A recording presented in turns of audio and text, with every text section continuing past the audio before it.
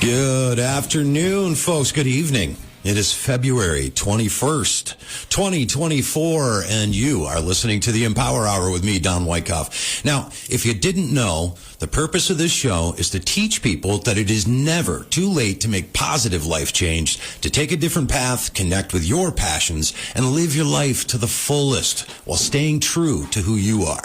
Now, at the year's turn, I had decided that I was going to quit smoking. And since then, I have been taking listeners through a journey. So if you did not know and you're just tuning in, joining me this evening is Miss Suzanne Gillette.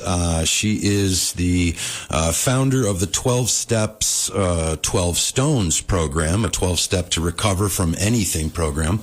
And she is actually going to take us through and take me through trying to use the 12 steps to recover and get over cigarettes. And I got to tell you, I've been doing pretty good so far. How do you think I've been doing, Suzanne? You're doing great. Thank you.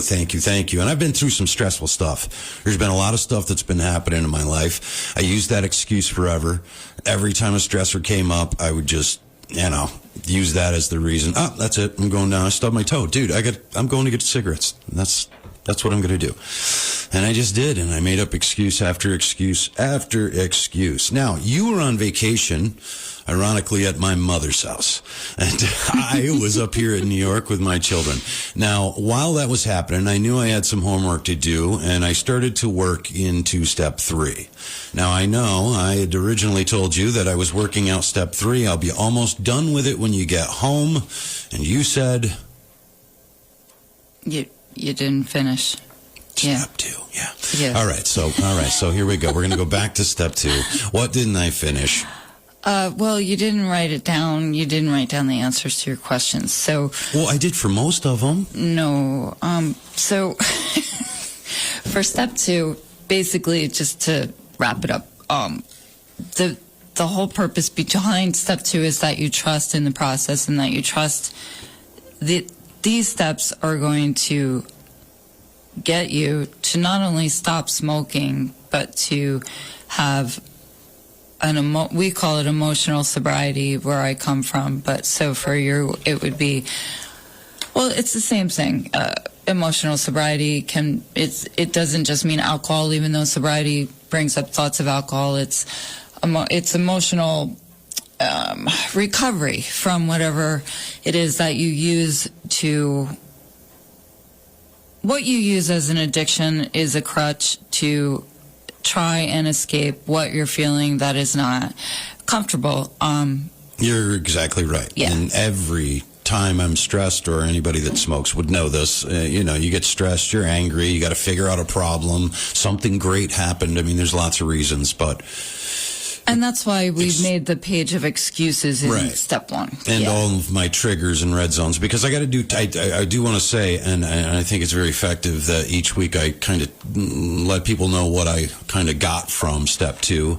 And one of them was that I noticed that as I actually put pen to paper, I became very aware that there are a lot of triggers. There's a lot of triggers.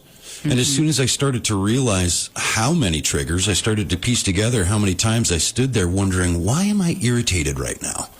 You ever done that? Or you just like, why am I in a bad mood right now? Absolutely. I don't even know why I'm in a bad mood. Yeah. I was in a support group meeting last night and I couldn't figure it out. And then right after the meeting, I had an epiphany of exactly what was wrong with me. And I didn't have a pen, so I just took out my voice memo on my phone and set it on my phone.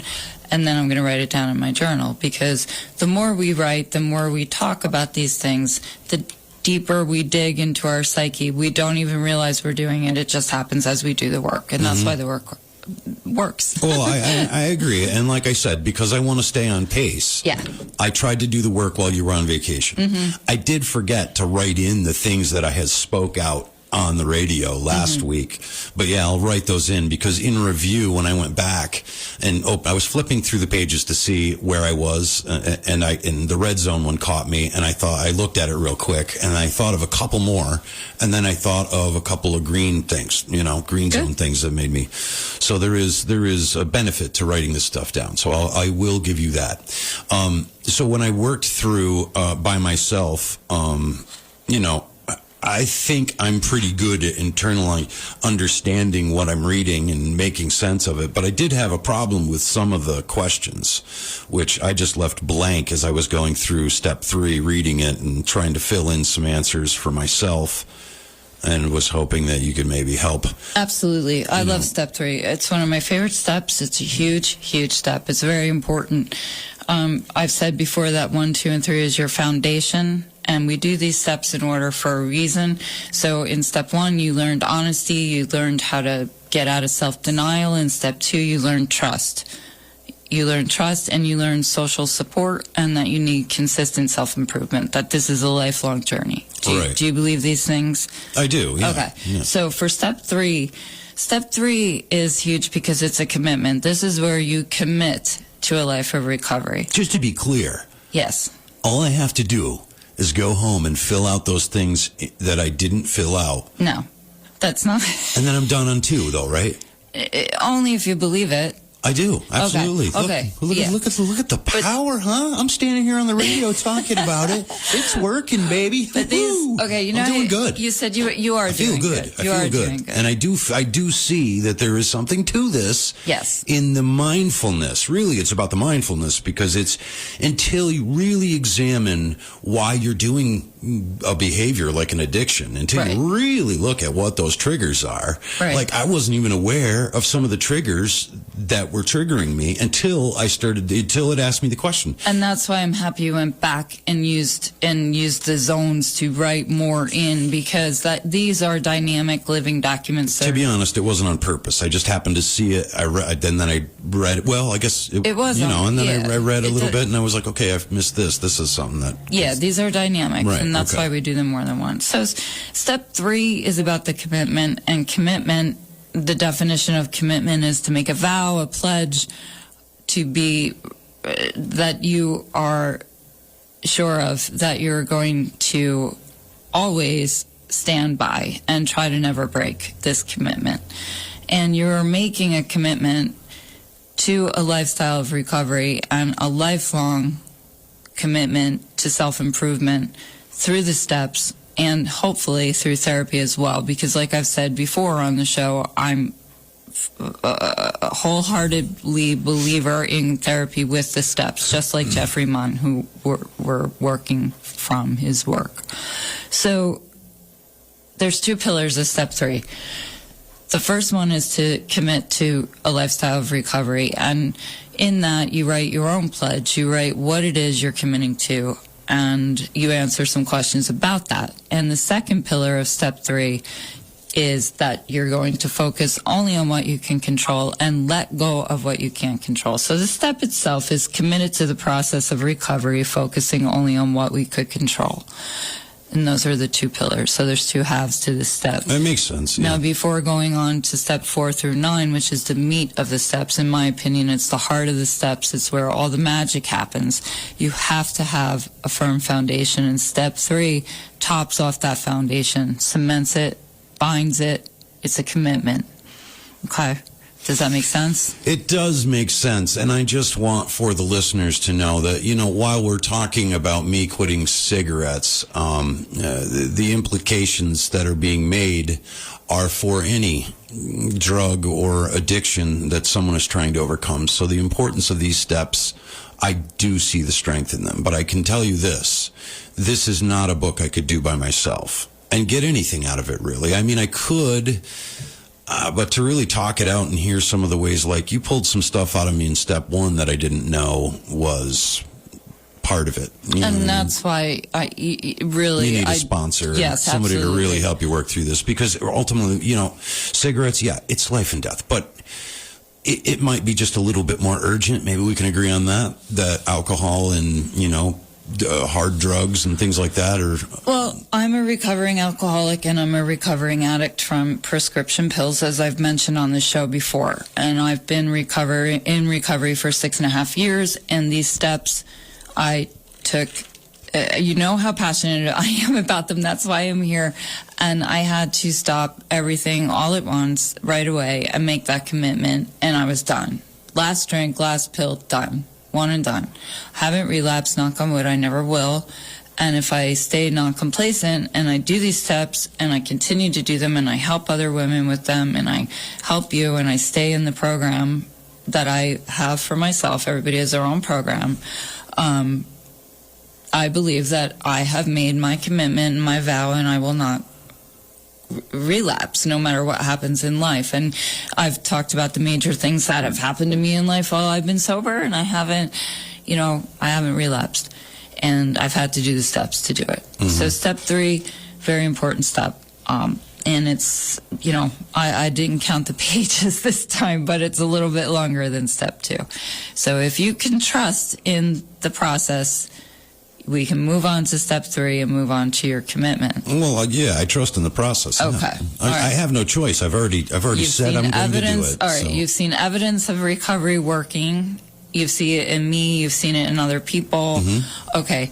You have an outreach plan, meaning you have contacts that you can call if you need to, and you will, right? You'll pick up the 1,000-pound phone and again, I know I don't mean to make light of it, but I'm not calling one of my friends to say, dude, I'm feeling a little weak and I might want to puff a cigarette. But no, but would you say it to me? Yeah, to you, yeah, maybe. Okay. Yeah. So yeah, I'm just saying, look, yeah, again, I still feel like I don't want to make light of this because we're talking about cigarettes. So for people that are thinking like, this guy sitting here going through these steps over cigarettes, do you it's so not ridiculous. think cigarettes is life and death? No, it's not that. I'm thinking about the listener listening. Right. I want them to understand that the seriousness of this. Yeah. Is life-changing. It's something that can actually save a life. This isn't to be ridiculed because we're talking about it in the case of a cigarette smoker. But the key point of your program or your group, 12 Stones, is that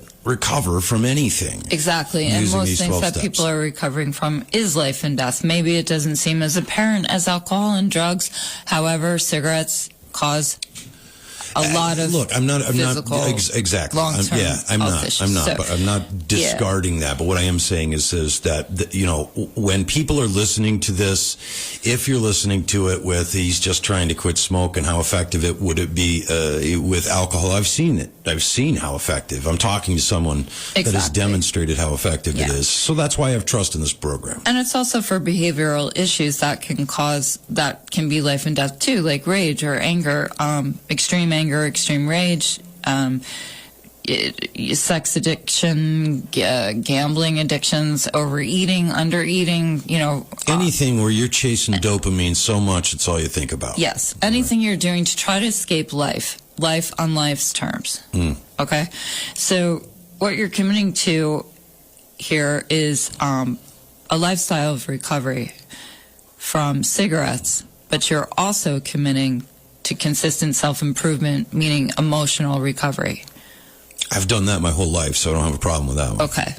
So what do you think it means to make this commitment? So I wrote down, because I thought about that a little bit, but for me it's like commitment isn't a matter of something you can just, so that's what I was saying, like, where do you get the strength to commit, right? And how do you make it so personal that the commitment becomes almost legally binding in your mind, right? So for me, it was just, I had to realize that anything that I have ever accomplished in my life, I had to take action on it, whether I felt good or not.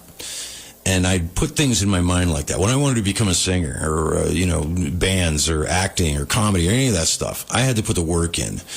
And I'm a procrastinator. I have ADHD. I'm constantly flighty.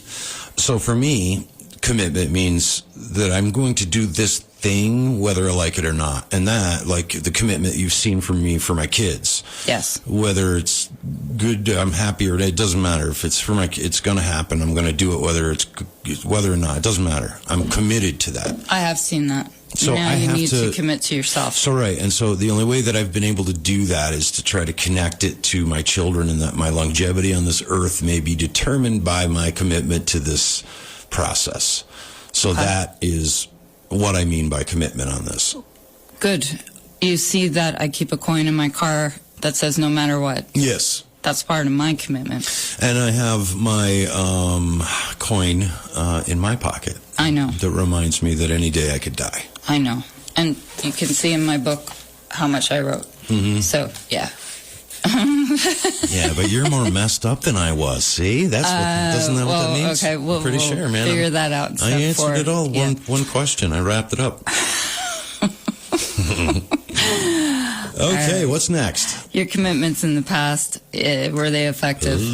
Did you change? Okay, so yes. So, like I said, when it comes to commitments, it has to be really owned and heartfelt and very personal. So for me, the only thing I could come up with where I actually did determine that I was going to definitely do something differently, take a different path and do it, was in parenting. Not that my parents weren't, do the best they could, but like there was a lot of things that I hated about being a kid and I wanted to change.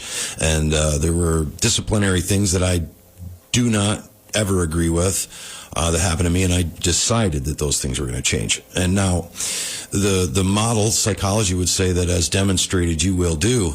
I was able to not do that by committing and realizing I don't ever want to see fear like that in my kids' eyes, Okay, so you made a commitment to parenting, to be better at parenting, and you did it.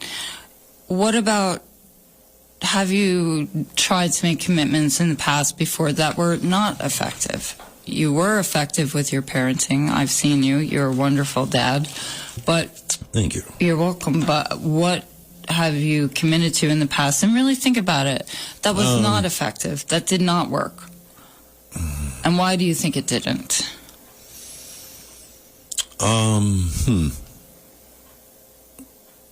Do you want an example? No, from I know me, this. Or I've accomplished so much. I'm trying to think of things that I tried to go for that I didn't accomplish. I guess relationships. okay, there you go. That would be it, a relationship. Okay, all right. And why do you think it was ineffective? Well, I could tell you the way my father told me. Okay. Thinking with the wrong head. Okay. Following instinct, dopamine, right? Yes. Emergent, just a immediate gratification, satisfaction without thinking about anything. Just kind of exactly what he said. Okay. He was right.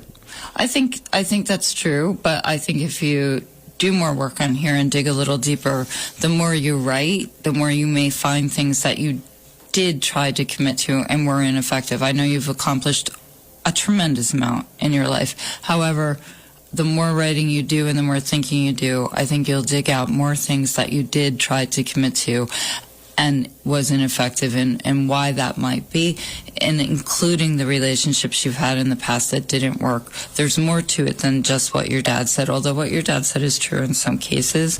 I think there's going to be other things that you find. Certainly, and one of them is telling my gut to shut up, because my gut knew all along. Yes, and in recovery, we learn to trust our instinct. Usually when we come into the program, into programs like these, most of us do not trust our instinct or ourselves. So we need to learn to do that again, and through the rest of the steps, you will. Okay, well, I'm going to expand on this one. Okay. I don't want to get us hung up too long here on that question, but you can Okay. see already, folks, if you're listening along, I tried to have answers written so I could answer these questions. I am looking at her book. It is full to the margins of every little white space is full of something, and I've got a line. So, all right, maybe I got to do some digging, and I will do that over the course of this week. We'll touch on it at the beginning of the show next week. But for now, let's kind of move on, unless you think we need to make a bigger point. No, not on that. All right. But the next thing, you write your pledge, you write your commitment, you write exactly what you're committing to, and you can see that every line of mine is filled in, and I had to go around because I'm committing to a lot in my consistent self-improvement. There is, I don't mean to interrupt, but there is one question that I flipped the page to follow along, and it says, if past commitments weren't effective, why do you think that was? And it was part of one of your questions there. Right. Kind of skipped over it, but I immediately wrote, I didn't feel I could actually achieve them. Okay. And that's what I mean by a commitment for me has to be really personal, or otherwise it's just words, almost empty words that I hope will be the truth. Mm-hmm. You know what I mean? Like, I commit to, I'm going to earn this much money, you know what I mean? Or whatever the deal. I'm going to write my book this year. But No, like, it needs to be realistic. Yeah, I don't do it. And it's not just, I don't want you to just write, I'm committing to quitting smoking, because this is about... I'm seeing that. Yeah. These things hide some of the what do I want to say? The injuries to my psyche, my Absolutely. my self-esteem It over my hides- life. Yes, it hides trauma. It hides low self-worth. Right. Low self-esteem. Things that we don't want to think we have, And certainly but they're there and hiding. this makes sense. It is very revealing as I go through it. And You there's usually two types of people that come into recovery. There's people like me who come in knowing we have no self-esteem left whatsoever. And then there's people that come in and we say they have false pride, meaning they come in all gung-ho and they're all like, I've done this, I've done that, I'm great at this and that and the other thing. And they refuse to see that deep down they don't feel good about themselves. And that could be you. I'm not saying it's you, but it could be. Yeah. And that's what we find out. But the pledge, you write it. You write an oath or a pledge, a commitment, and you keep it and you read it over and over every day. What exactly you're committing to, okay? That is the most important part of the first half of step 3. And all I wrote was not smoking cigarettes. Yeah, and that's not enough. That's not enough. So give me an example of what would have been a better answer. You're saying... Do you want me to read mine? I can read my pledge real quick. Yeah, sure. Why don't you Okay. show off with your... Well, no, I'm not showing off. I'm kidding. This is very personal. It's very personal. By so now it you takes should a know lot my for me to sense of write humor. it, Let's but- do this. Go. Okay. All right. First and foremost, I commit to never drink again, to stay sober. I pledge to continue self-improvement for life, never going dry or complacent. I pledge to keep my mind open, my body as healthy as possible through good choices in food and exercise, and consistently keep seeking and connecting to my spirituality with study and meditation and prayer and magic, my guardian energy and nature day and night with awe in my heart, to keep my support network with the right people for me, being discerning who I reach out to for what and share with, but hold them close in my inner circle, stay in my inner circle, to help others with sponsorship, sharing, speaking, to find joy in life, to grow, learn, live in the steps 10, 11, 12. I'll explain that when we get there, and be accountable for anything I do that's harmful, to use humor, love, empathy, and compassion, to move through life on life's terms, to remember memento mori. All righty then. That was thorough. That was very thorough. I also can say that I believe you because I've seen you live those. Yes. I have. I actually have seen you live this. This is why you're still guiding me through this, even though it's a little embarrassing. It shouldn't that be. I would need to, but It shouldn't be embarrassing. It's part of it, I guess, and the humility of life. But okay, so what made your effective commitments different from the ineffective ones? And the first thing that came to my mind was the end vision, knowing that I had to. Like I knew I had to, as far as like my kids, as far as the way the divorce went with my first wife, which was so good. People don't even understand why we got divorced. We're just good. Right. We're great. We just had a great experience with the whole separation in a way that did not adversely affect our child, and we were able to work and parent and do everything together. But it's because I had the vision in my head of what my daughter needed, and I worked until that happened. And that's what I mean by that internal commitment has to be so much more. At least when I get to this commitment part and I really work these steps, I got to tie it somehow to that. Well, again, the steps go in order for a reason, and that's why you have your goal vision in step 1. Okay. Okay, so you have to go back and look at what your vision is for your life going forward. And in that vision are things that you would want to commit to and have be effective. And you have to believe that you are quitting smoking for the good of longevity, to be around for your children, to be around for me, thank you, and to be around because you want to live. If you want to live, but the other things, you mentioned procrastination, you mentioned ADHD, those things are going to come up in step 4 and step 5 and 6 and 7 and 8. Those are the types of things that, you heard my pledge, the things that you feel are holding you back from having joy in your heart all the time. These are the things you want to work on through consistent self-improvement. So these are the things that you want to commit to and thoroughly believe that you have to. That's the thing, right? That I have to. Yes. Because, and it is. I've quit smoking before. I quit smoking for 4 years, and it was a mental prison I put myself in. I swore on my daughter's life that if I smoked again, something bad would happen to her. Ultimately, I knew that, come on, that's just but if something did, right? And that was enough. That I just did not.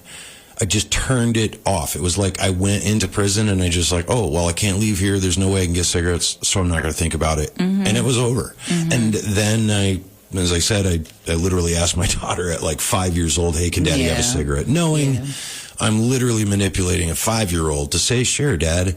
And that would allow me to somehow break the curse that ridiculous. Well, but it's what got me through, and I did do it for 4 years. Now, before I keep going here, I do want to just say thank you, all of you, for listening. You're listening to WIOX 91.3, the WIOX community radio station that lives locally here in the Catskill Mountains in Roxbury, New York. You can listen live, 91.3 FM, and at MTC Cable Channel 20, 107.5 on the campus of SUNY Delhi, and everywhere at WIOXradio.org. You can also find the Empower Hour with Don Wyckoff on Facebook, Spotify, Apple Music, and anywhere else podcasts are shared. So I hope you guys will log on and keep writing in. I did have some questions, and I hope I can get to it after this, and it was actually from one of our last guests. We're going back to the steps. Okay. What's next? All right. So after you write your commitment, you're going to write what you expect to happen after you make the commitment. That's very important. Like, how do you think your life is going to change if you stick to your oath? Then you're going to write about what's going to happen if you act in a way that breaks your commitment, if you fall off one of those things. And I don't just mean if you smoke a cigarette again. I mean, whatever else is in your pledge, because we're not perfect. We're human. So some things we might backslide on. Like I backslid on my exercise commitment, and I have to get back to that. So how are you going to act? What are you going to do? Are you going to, how are you going to beat yourself up, which you shouldn't do? You should just write about that. So are you going to forgive yourself? Remind yourself? I did write, I wrote down, I need to take time to examine what led up to the bad decision or the falling off or whatever it was. Good. Forgive myself, realize, I'm human. It happens. And then get back on track. Because the more that I hate myself, the more I end up ultimately smoking. It's weird. Exactly. It's like the worse I feel about myself, the more. And this is why I say that in the books, they should kind of look it up, that this should also be considered as self-injurious behavior, because we are all aware of the dangers of smoking. And to actually do it should be looked at, because I'm not thinking, but somewhere in me, I'm punishing myself. Yes, the same with literally. drinking. Yeah. Yeah. And it's like, that this is a poison. It's self-destructive cycle, just like we talked about in step 1. Yeah, that's crazy. That you're stuck in. And what you expect to happen after you make the commitment is very important too, because, I expect to be healthier. But if I break anything in my commitment, I will not, if I drink again, I'm probably going to die. So I'm not going to go there. But if I break the other things that I read that I pledged to, I can hit reset on a day. I don't have bad days, good days. I have good days. Every day is a good day. Every day I wake up and I can breathe and move is a good day. So I can hit the reset button on a day if it starts going south. I can just stop, breathe, hit reset. And although you do need reminders just like everyone else. Yes, I do. I do. And that's why I have a support network. And a sponsor and all the stuff. Yes, absolutely. You I have friends for certain things, and that's what I wrote here. I have an inner circle of support network, which is part of step 1 and 2, is making sure we know who they are and what they're there for. But then I can move forward into a new day and wake up in a new day and everything, just move forward and stay healthy and get back on track. And I've also noticed the power, and this is true, this isn't just saying it. Yeah. You physically look different when you come back from a meeting or sponsoring. I do. Someone. Yeah. And I think it, again, is because the service is more than just words, it's spiritual in a sense, that you know you're affecting the life and outcome and helping foster change in another soul. Well, the funny part is that service saves my life, probably. Well, that's what I mean. Yeah. I've always said the reason I do motivational speaking, the reason I'm on the radio, the reason I do all of these things is to keep me, because I could spin out very quickly. Yeah. And if I have a format where I can talk about all this stuff, which is why I do comedy, I make light of the things that infuriate me. Humor is great. Right? Yeah. Or I'll, do it in songwriting, or I'll do it on the radio. But ultimately, if I don't speak and I don't talk about when COVID happened, that was 2 years where I felt my self-esteem plummeted because I felt of no service to anyone and felt quite literally worthless. It was literally what I didn't realize how much I needed it in my life to help others until I couldn't. Yeah, and I was lucky that I could continue through COVID. And of course, that was also when I got sick. But service, the women I work with, I can't say how much I love them and how much they do for me. And they're always thanking me, but really I'm the one that should be thanking them. So service is a big part of it, and we'll get into that more in step 12. But that is the first part. What I just said now is the first pillar of step 3. The second pillar of step 3 is so important. So important. It is letting go of the things we cannot control. So there's an exercise I ask women I work with to do, and I'm going to ask you to do it. And it sounds silly, but when you do it, it's not silly. And it's based on psychology, and psychologists recommend it all the time. It's a circle exercise, and you take a piece of paper, and a big piece of paper, maybe a poster board size, and you draw a circle in the middle. Oh, this is the control and what you Yes. can and can't control. Inside I the remember circle that. is everything you can control, and outside the circle is what you cannot control, and you add to it. I have pages and pages and pages of circle exercises because I come up with things all the time.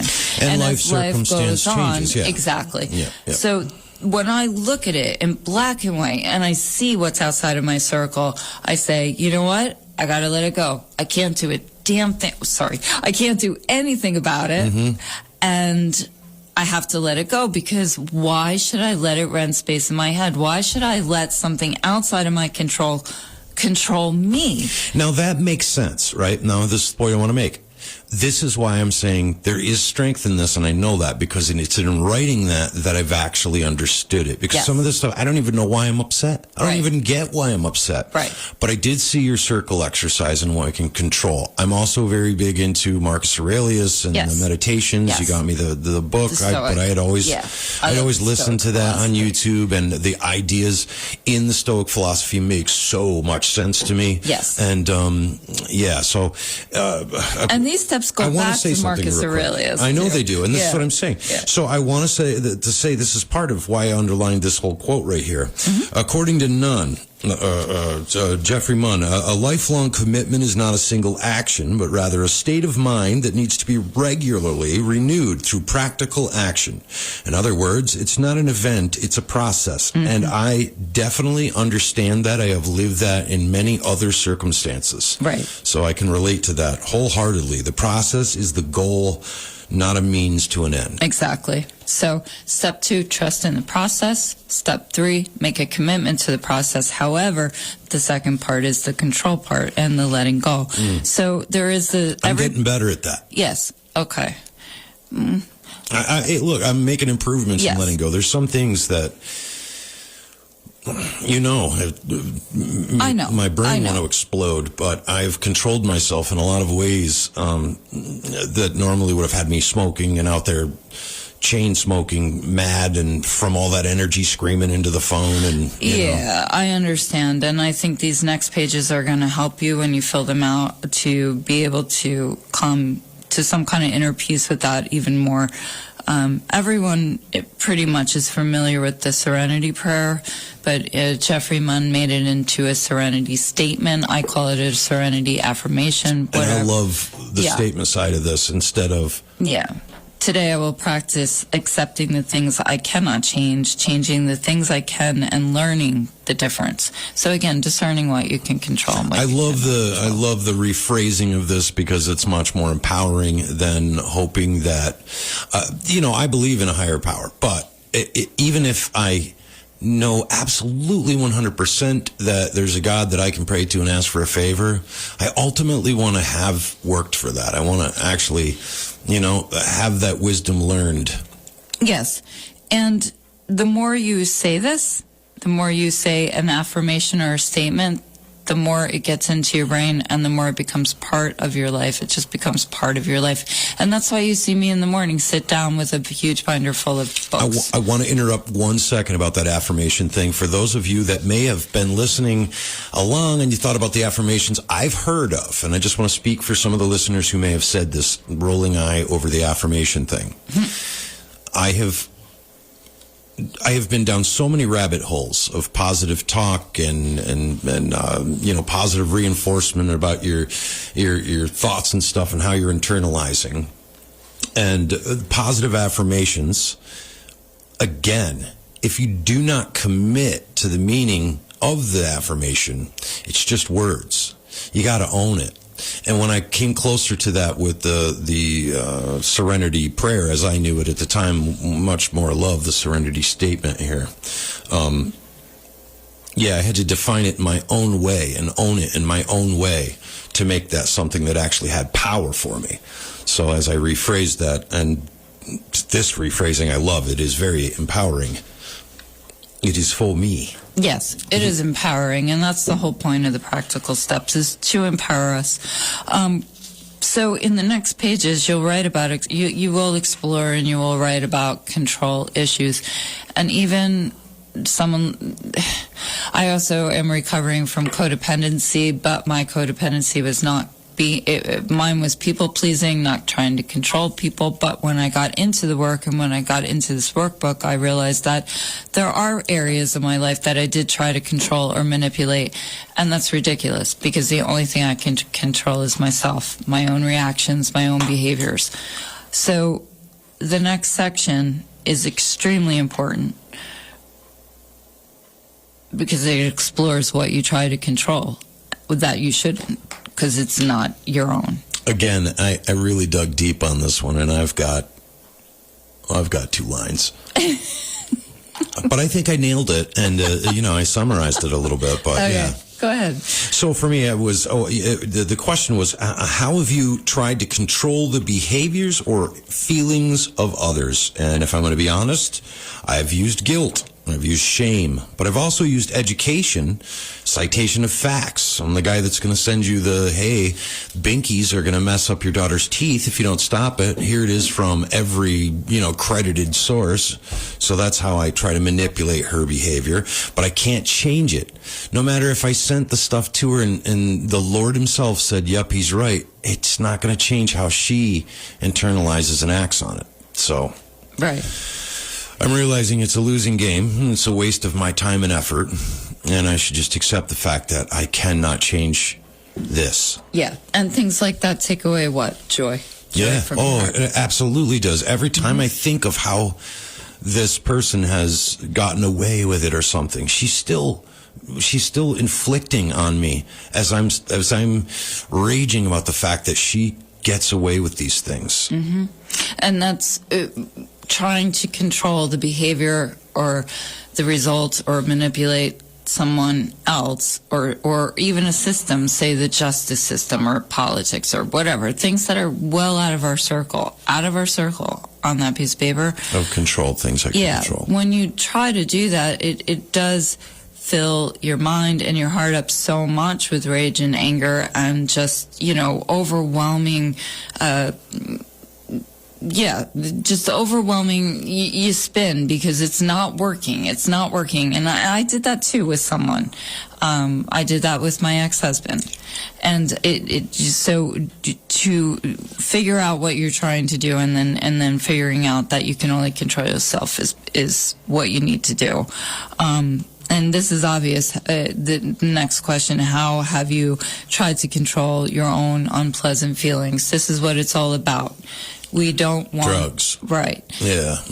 And now it's a little bit more, meditation, mindfulness, and things like that. But And those are healthy things. Well, those are the healthy things. But Right. I mean, again, you weren't there. I just answered some so that when we got on the show today, I had answers to what was here. But this is what I meant. Like, I don't truly understand how to answer some of these. And it's when you started to redirect, what am I looking? Oh, okay, now the pen can start taking off. Right. Like, how have you tried to control the outcomes of certain actions? You just talked about them. It sounds a little bit repetitive, but it's not when you start to write. And I'm answer the noticing in that, questions. even though it's repetitive in its nature, it's pulling out a different angle of the same thing. Exactly. So you can kind of see the whole totality of it. Yep, exactly. And how have you tried to control your addiction? That's, something to really explore and figure out what works and what doesn't. When did you try to control it before and you couldn't? What was the result? You've talked a little bit about that. Again, it's a different angle. What areas of your life did you feel out of control growing up? This is so important because it gets to the root causes of why we go into addiction, to get through life and not want to face unpleasant feelings. And that's the whole reason all of us have addictions. That's right. And so when one of the questions here was, describe a time in my life where I stopped trying to control something I couldn't. What was the result? And the first thing that came to me, the first time I've ever surrendered ever, was when I realized that I have 3 years in prison to do, and I can't escape. There's nothing I can do, no matter how much I hate it, no matter how much it hurts, no matter what.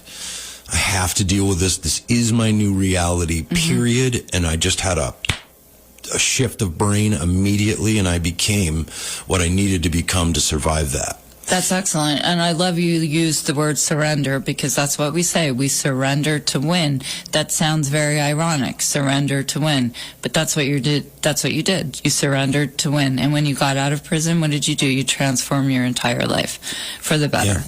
So that's what you're going to do here. And it's about stopping smoking, but it's also about all these behavioral issues too. It really is, and I'm starting to notice again, the power of having the counselor on our side. I could say her name, Carissa, has been a benefit as well, because some of the stuff that you can't maybe get across to me, she can. So absolutely. It helps to have another person in there working through this with me, and it's not the smoking thing, but it's the things that lead me to smoke that she's helping with. Right. So all right. Right. What's next? So what are you afraid of letting go of, and what is your fears if you let go of it? So just like you wrote about your fears in step 2, what are you afraid of? Why are you afraid of not trusting the process?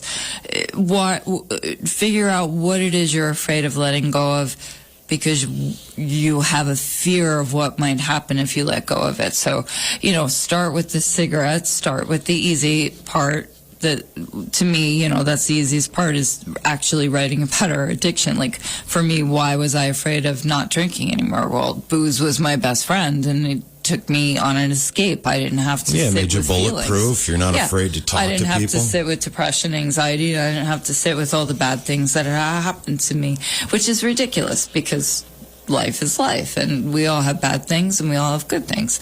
And we get through the bad things. How do we feel? We feel free and we feel great. I'm so happy that I did recovery, that I went through these major things in sobriety and was able to get through them the way I did, sober and clean with a clear head, because I feel free and I feel joy. So that's what this is about. Well, I want to share some joy here. Well, it's maybe only my joy, but just so the listeners know, I've got the old My Sober app, or I'm Sober, whatever it is. Yeah. And according to my app, I have been off from smoking for 60 days, and I have saved $1,200. Woo!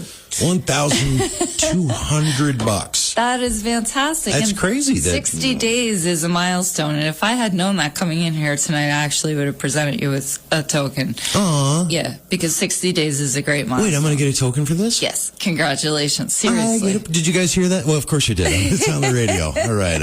So you have to That's really right. I'm going to think get about that question. I'm going to get a coin, folks. I'm going to. Yes, but this question is No, but very it's cool important. because it does help you, and I can even see why you guys will often award someone some absolutely. token to recognize that achievement. Because Yes. again, like I've got the the Memento Mori coin in my pocket. Yeah. And every time I touch it, I know what it is. It's bigger than anyone I have in my pocket. Even if I don't see it physically, I know what it is. And it makes me think the thought of what it is. That's and because I wonderful. thought of what it is, it's like I do a quick evaluation of where I'm at. Right. In that moment. Right. So that's one of the good reminders, because I was thinking about, like, you know, you were doing the circle thing and you put in, you know, what you can control and what you can't control. And as I've always said, counselors need counselors, psychologists need psychologists, Yes. therapists need therapists. Yes. It's very hard. And so where and how can we remind ourselves to remember these things? Now, for me, I've been putting this book next to the computer right in front of me, but I still didn't open it until I knew, okay, she's gone. I got the show coming up. I got to do this. I'm not smoking, but I'm not going to let anybody, you know, down. I want to get through this and actually take it seriously. Yeah. This work is not for the faint of heart, I will say. It's very difficult work. And it's work that you have to really want to do because you want to have a healthier lifestyle. And you want that mind, body, spirit health. This is one of the reasons why we talked about doing the 12 Stones approach and doing that, is because I want to celebrate people's victories in, you know, for those that want to. Yes. I want them to come and talk about their victories. Yes. So if there is a listener out there and you're working on a 12-step program that you've gone through successfully and you want to talk about your experience, drop me a line. I'd love to have you on. We'll talk about it and see how it lines up with what Ms. Gillette is telling you, or what she's telling all of us. Is it real? Does it really work? I think it does. I've seen it in her. It's happening in me. And I got to tell you, I used to say that stressors would always, you know, I literally would stub my toe and go buy a pack of cigarettes. It was all I needed. And I literally just had my father die 3 weeks ago. And yet I'm still a non-smoker. So there is power in these 12 steps. And it's a constant reminder to me of what I'm working towards, which the great thing about this program, if you're actually quitting while you're doing the program, is that as I'm going through it, I'm learning, and it's getting easier because I'm understanding some of the roots of why I'm doing it in the first place. Right. And the more work you put in, the less you're going to want that compulsion to do whatever your addiction is. Yeah, it's like I'm so fully educated in my brain about why I'm doing it that now it's like, you're really stupid, Don. If you do it now, it's just like you're doing it just to be a... Right. And as you write about your addiction to cigarettes, you're going to find out other areas, emotional areas. I already have. Right. I already have. And so don't ignore that question. What is something you're afraid of letting go of? What are the things you're afraid of letting go of, and what do you fear might happen if you let go of them? And so refer to the circle exercise, see what's out of your control. And then there's reading to do about how to let go. And it's really good reading, and it's very simple. Actually, when you read it, he makes it very clear, very simple. But for me, letting go is the most freeing thing. It's just a wonderful feeling when you can do that, when you can have acceptance in your life. And that's what it comes down to. I've tasted that in small ways. In, you know, again, it's like every time I read Marcus Aurelius or I'm listening to any of the Stoic philosophies, Epictetus, any of them, it's... it like changes my brain for the moment, and I start to become aware of how much control I do have. The thing I was getting at with that question is, how do we keep reminded of these truths? Okay. Well, there's a few ways. There's actually a page in here where you can monitor when you have had acceptance, when you have let something go, when you have done something different to create a new neural pathway in your brain, you write it down.